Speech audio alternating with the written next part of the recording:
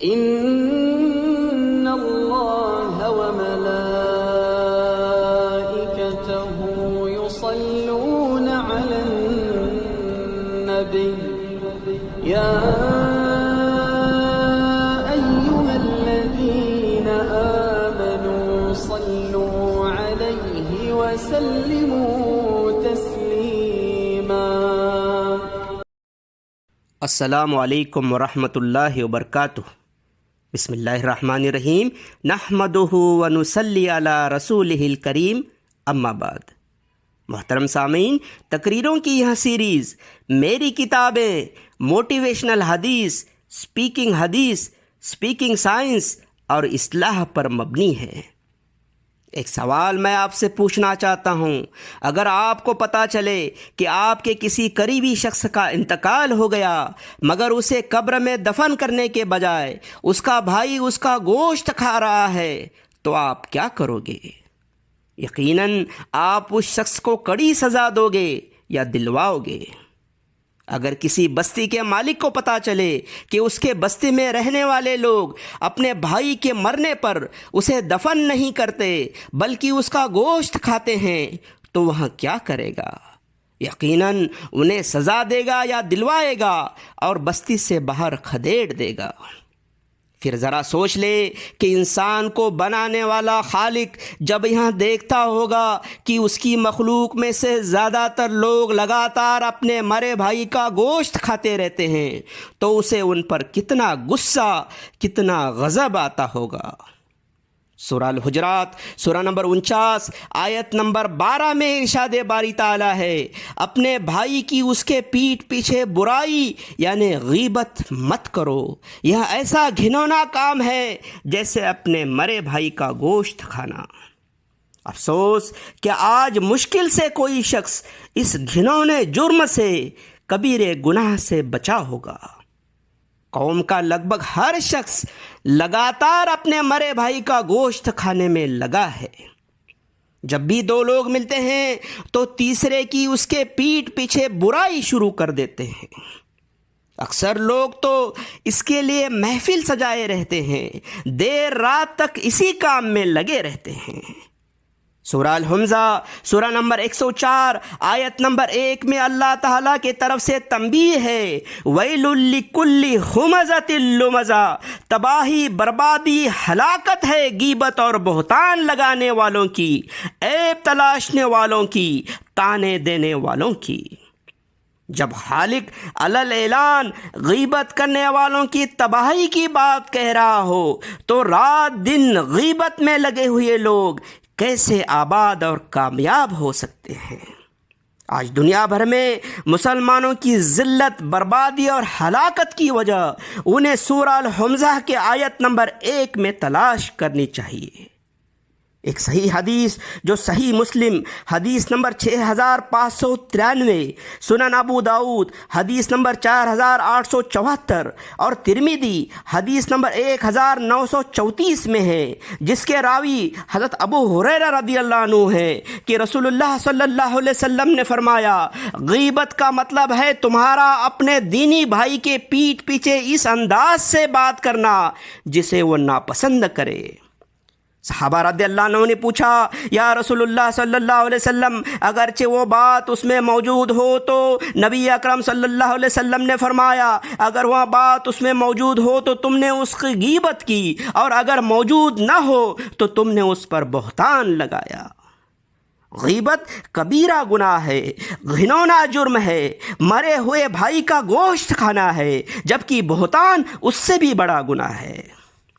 سنن ابو داؤد حدیث نمبر 4875 میں ام المومنین عائشہ رضی اللہ عنہا سے روایت ہے کہ ایک بار آپ رضی اللہ عنہا نے رسول اللہ صلی اللہ علیہ وسلم سے کہا کہ صفیہ رضی اللہ عنہا کا قد چھوٹا ہے، جسے آپ صلی اللہ علیہ وسلم نے سخت ناپسند کرتے ہوئے فرمایا، تم نے ایسی بات کی ہے جسے سمندر کے پانی میں گھول دیا جائے تو وہاں اس پورے پانی پر بھی غالب آ جائے گا، یعنی پورے سمندر کے پانی کو خراب کر دے گا۔ اسی حدیث میں اس بات کی بھی روایت ہے کہ عائشہ رضی اللہ عنہ رسول اللہ صلی اللہ علیہ وسلم کے سامنے ایک شخص کی نقل اتاری جسے آپ صلی اللہ علیہ وسلم نے سخت ناپسند فرمایا۔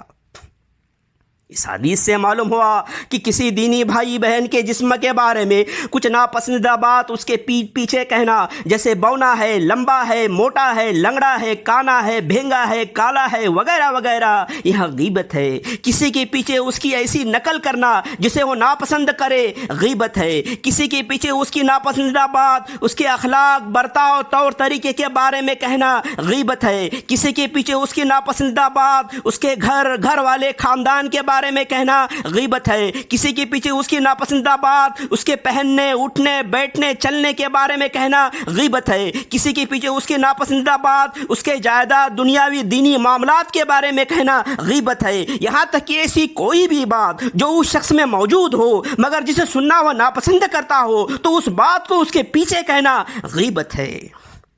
غیبت صرف زبان سے نہیں بلکہ قلم سے اور اشاروں سے بھی ہوتی ہے۔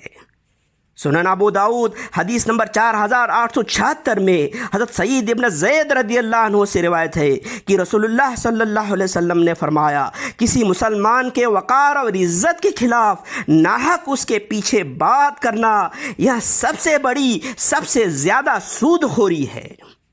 سورہ البقرہ سورہ نمبر 2 آیت نمبر 279 میں سود خوری کو اللہ اور رسول اللہ صلی اللہ علیہ وسلم سے جنگ کرنا بتایا گیا ہے۔ اس حدیث کی روشنی میں سنن ابو داؤد حدیث نمبر 4876 کی روشنی میں اس طرح یہ بات واضح ہو جاتی ہے کہ ایسی غیبت کرنا بھی اللہ اور رسول اللہ صلی اللہ علیہ وسلم کے ساتھ جنگ کرنے جیسا گھنونا اور احمقانہ کام ہے جسے کوئی بھی سمجھدار مومن کبھی نہیں کرنا چاہے گا۔ مگر افسوس کہ آج کے زیادہ تر مسلمان اس گھنونے اور احمقانہ کام میں لگے ہوئے ہیں، لگاتار لگے ہوئے ہیں۔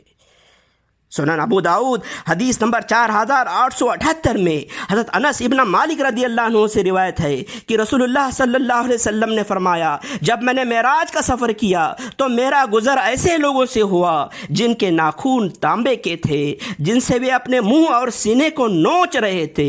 میں نے جبرائیل علیہ السلام سے ان کے بارے میں پوچھا تو جواب ملا، یہ وہ لوگ ہیں جو لوگوں کا گوشت کھاتے تھے، یعنی کہ ان کی غیبت کرتے تھے اور ان کی عزت سے کھلواڑ کرتے تھے۔ سنن ابو داؤد حدیث نمبر 4880 میں حضرت ابو برزہ الاسلمی رضی اللہ عنہ سے روایت ہے کہ رسول اللہ صلی اللہ علیہ وسلم نے فرمایا، لا تغتابوا المسلمین ولا تتبعوا عوراتهم فإنه من اتبع عوراتهم يتبع الله عورته ومن يتبع الله عورته يفضحه في بيته۔ مسلمانوں کی غیبت مت کرو اور ان کے عیب تلاش مت کرو، ورنہ اللہ تمہارے عیب تلاش کرے گا اور تمہیں دنیا کے سامنے ذلیل اور رسوا کر دے گا، اگرچہ تم اپنے گھر کے اندر ہی کیوں نہ چھپ کر بیٹھے ہو۔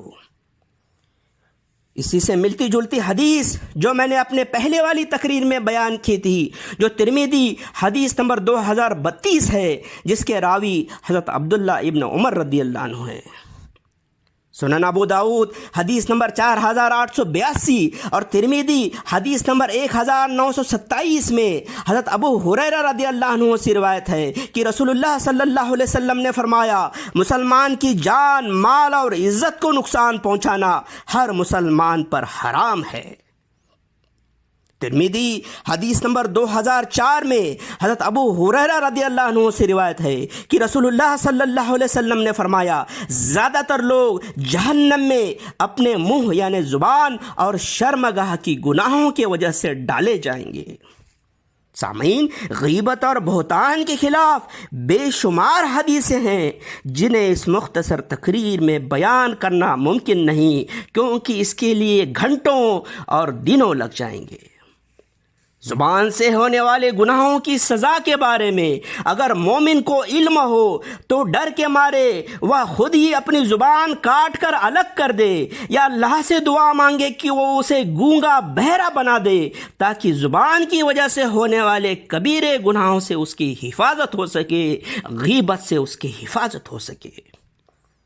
سورہ الاسراء سورہ نمبر 17 آیت نمبر 36 میں ارشاد باری تعالی ہے وَلَا تَخْفُ مَا لَيْسَ لَكَ بِهِ عِلْم إِنَّ السَّمْعَ وَالْبَصَرَ وَالْفُؤَادَ كُلُّ أُولَئِكَ كَانَ عَنْهُ مَسْئُولًا، اور تم اس چیز کے پیچھے مت پڑو جس کا تمہیں کوئی علم نہیں، ورنہ قیامت کے دن تمہارے کان، آنکھ اور دل سوالوں کے کٹگروں میں کسی مجرم کی طرح کھڑے ہوں گے۔ اللہ سبحانہ تعالی ہماری غیبت سے اور غیبت کرنے والوں کی صحبت سے حفاظت کرے۔ وآخر الدعوانا ان الحمد للہ رب العالمین۔ السلام علیکم ورحمۃ اللہ وبرکاتہ۔